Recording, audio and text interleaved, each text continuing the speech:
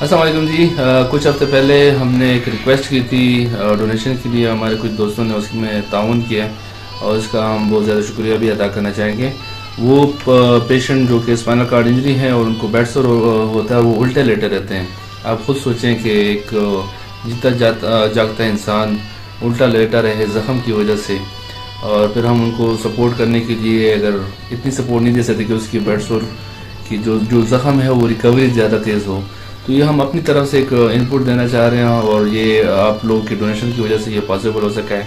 ये B protein जिस तरह हमने इंश्योर की बात की थी कि उसकी रिक्वेस्ट की थी, और हमारे कुछ डोनर्स हैं, उन्होंने अब्दुल मजीद साहब हैं, और इसी तरह अगर जाहिद भाई की बात कर लें हम, वो हमारे यूनिवर्सिटी में हमारे जूनियर थे, उन्होंने इसमें हमारे साथ ताउन किया है, और साथ ही साथ यकीन दहानी करें कि हम आगे भी कोशिश करेंगे कि सपोर्ट कर सकें।